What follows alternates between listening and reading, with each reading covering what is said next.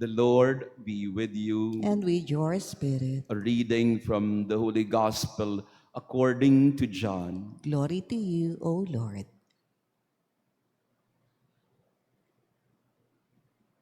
On the evening of that first day of the week, when the doors were locked where the disciples were for fear of the Jews, Jesus came and stood in their midst and said to them, "Peace be with you." When he had said this, he showed them his hands and his side. The disciples rejoiced when they saw the Lord. Jesus said to them again, "Peace be with you. As the Father has sent me, so I send you." And when he had said this, he breathed on them and said to them, "Receive the Holy Spirit. Whose sins you forgive are forgiven them, and whose sins you retain are retained." Thomas, called Didymus, one of the 12, was not with them when Jesus came. So the other disciples said to him, "We have seen the Lord." But he said to them, "Unless I see the mark of the nails in his hands, and put my finger into the nail marks, and put my hand into his side, I will not believe." Now a week later, his disciples were again inside, and Thomas was with them. Jesus came, although the doors were locked, and stood in their midst and said, "Peace be with you." Then he said to Thomas, "Put your finger here and see my hands, and bring your hand and put it into my side, and do not be unbelieving, but believe." Thomas answered and said to him, "My Lord and my God." Jesus said to him, "Have you come to believe because you have seen me? Blessed are those who have not seen and have believed." Now Jesus did many other signs in the presence of his disciples that are not written in this book. But these are written that you may come to believe that Jesus is the Christ, the Son of God, and that through this belief you may have life in his name. The Gospel of the Lord. Praise to you, Lord Jesus Christ. Please be seated. Praise be Jesus Christ. Alleluia. Now and forever. Alleluia. Happy Divine Mercy Sunday to all of us. Pakibati ang katabi natin, dear brothers and sisters. Beautiful celebration of Divine Mercy Sunday. To our online parishioners, thank you for praying with us today. Ang araw pong ito ay punong-puno ng biyaya. In fact, there are indulgences that we can receive if you go to confession, and of course the Eucharist. You are able to receive a certain indulgence if you are able to fulfill the requirements of indulgences.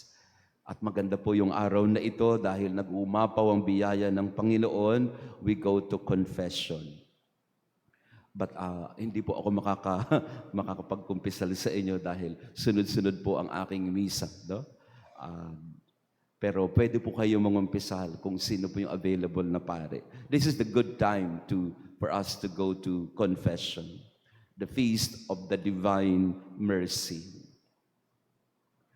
Pope Francis, once he said, nilibing natin kahapon si Pope Francis, the hand that always puts us back on our feet is mercy. The hand that always puts us back on our feet is mercy. He says further in his book, The Name of God is Mercy. Beautiful statement from Pope Francis. The fragility of our time is this: we don't believe that there is a chance for redemption. We don't believe for a chance of redemption, for a hand to raise you up, for an embrace to save you, to forgive you, to pick you up. to flood you with infinite patience, indulgent love, to put you back on your feet. We just don't believe in mercy anymore. Sabi po yan ni Pope Francis sa kanyang aklat, the name of God is mercy. We don't believe anymore that there is a chance for redemption for all of us. But time and again, the hand of God comes to raise us up. The embrace of God takes away the cold in our heart. The love of God forgives us, floods us with infinite patience, indulgent love, and the hand of God puts us back to our feet. We need mercy. And this is what Thomas in our gospel today received. He doubted, but the Lord was so indulgent and patient with him. He has to come back for Thomas. It was not needed anymore because he showed himself already to the other 10. Kaya lang absent yung isa. Ayun, kailangan bumalik ni Jesus para magpakita ulit. Pwede nating sabihin po ito in an analogous form. Si teacher po, nag-lecture ng 3 oras sa klase niya. Pinaliwanag niya yung subject matter, nagtanong ang mga estudyante, sinagot naman niya. So he gave his all. The teacher, the professor gave his all in that session. Pagod na pagod siya kasi binuhos niya ang lahat sa klase na yon. Tapos maya-maya, itong si Johnny Midnight, late dumating. At ang sabi niya, teacher, pwede buwang pakiulit yung lecture ninyo? Tanong, sinong professor ang uulit ng 3 oras na lecture para kay Johnny Midnight? Pakitanong katabi mo. May professor gagawa niyan? Wala. Kahit ako, hindi ko gagawin yan eh. Pabatukan ko pa yung estudyante na yan eh. The indulgent, patient love, infinite mercy of God is like that. Para kay Johnny Midnight, uulitin ko. 3 oras ulit para sa'yo. That's mercy.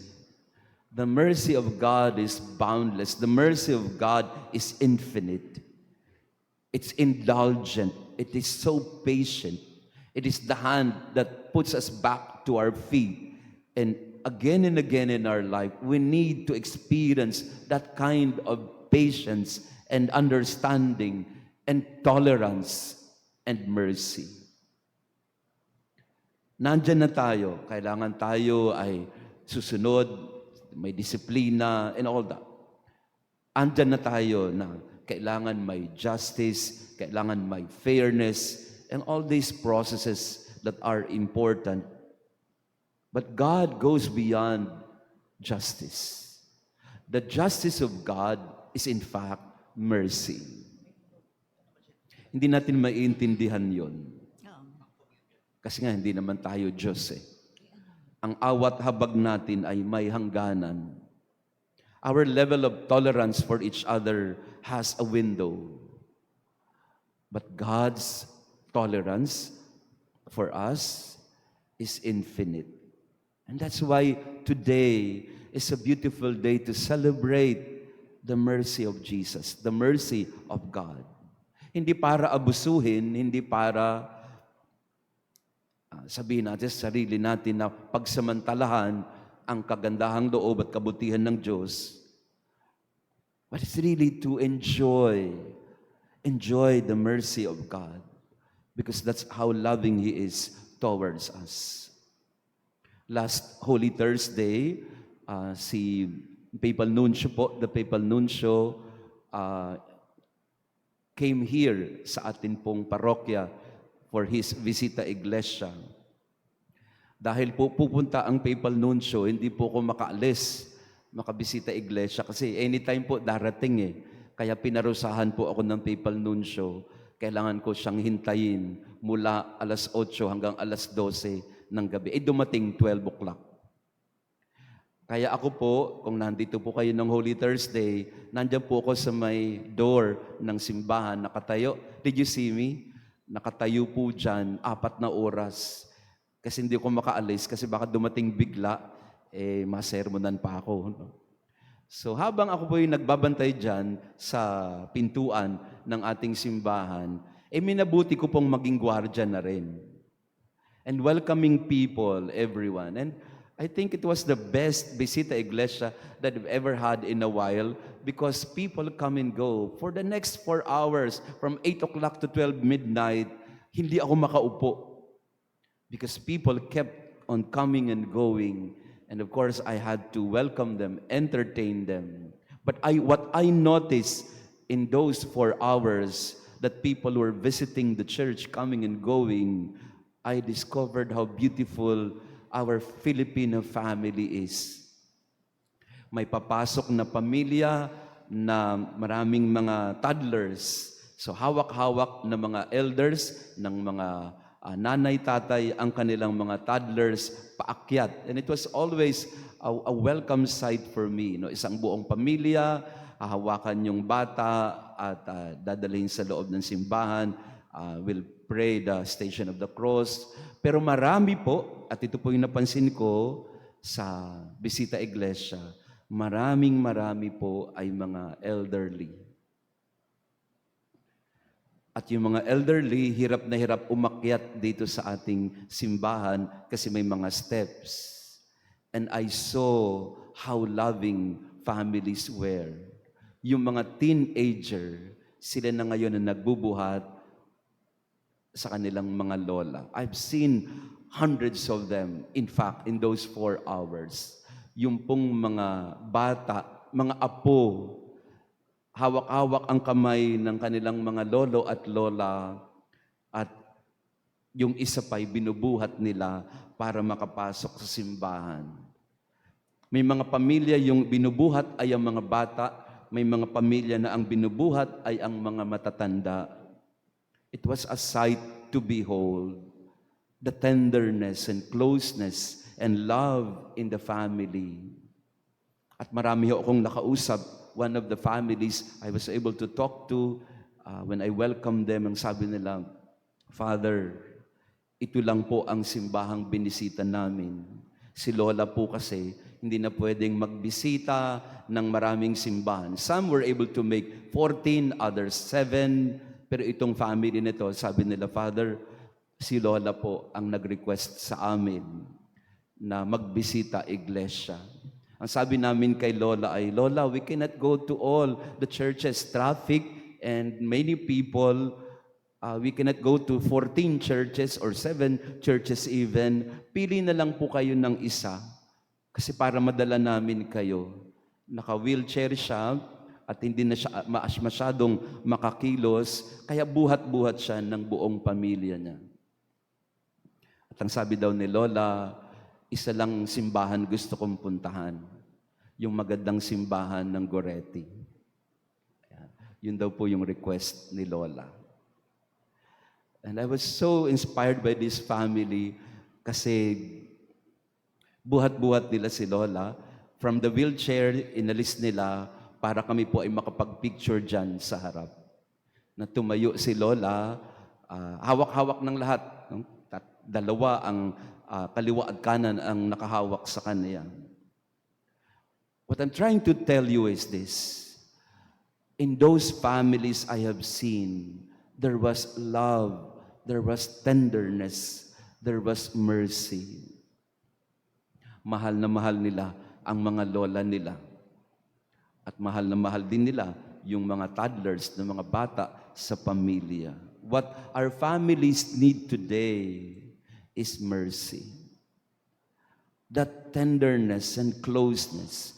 That was the message of Pope Francis. And let us end with praying for Pope Francis. Pope Francis is called the Pope of Mercy, because that was his message true and true, that God is merciful, that there is redemption for all of us, that if only we learn how to be caring, if only we learn how to be more tender, we can make the world a little less colder. Yun po yung isang statement ni Pope Francis na hindi ko makalimutan. Let us make the world a little less colder by our acts of tenderness and closeness and mercy. The world is so cold already. The world is so full of cruelty. Let us make it a little less hostile and cold by our tenderness. So today, Divine Mercy Sunday, let us allow the mercy of God to be poured into our hearts, that we in turn may become merciful like the Father. Maraming salamat po sa inyong pagdalo sa ating banal na misa. Thank you for being with us today. Happy Divine Mercy Sunday to all of you, and to our online parishioners, thank you for praying with us. Patuloy po tayong magdasal para kay Pope Francis. Meron po tayong 9 days Novendialem, 9 days of praying for Pope Francis. And also we pray for the cardinals who are now gathered in Rome as they prepare for the conclave, as they prepare for the election of the new Pope. Pagdasal natin lalo yung mga Pilipinong kardinal, Cardinal Chito Tagle, Cardinal Ambo David, and Cardinal Joe Advincula, our Archbishop. The Lord be with you. And with your spirit. And may our loving God bless you and your family on this Divine Mercy Sunday. May the mercy of the Lord flow into your family in abundance. May the boundless mercy of God fill your hearts and homes, the Father, the Son, and the Holy Spirit. Amen. Our Mass has been offered. Go in peace to love and serve the Lord. Alleluia, alleluia. Thanks be to God. Alleluia, alleluia.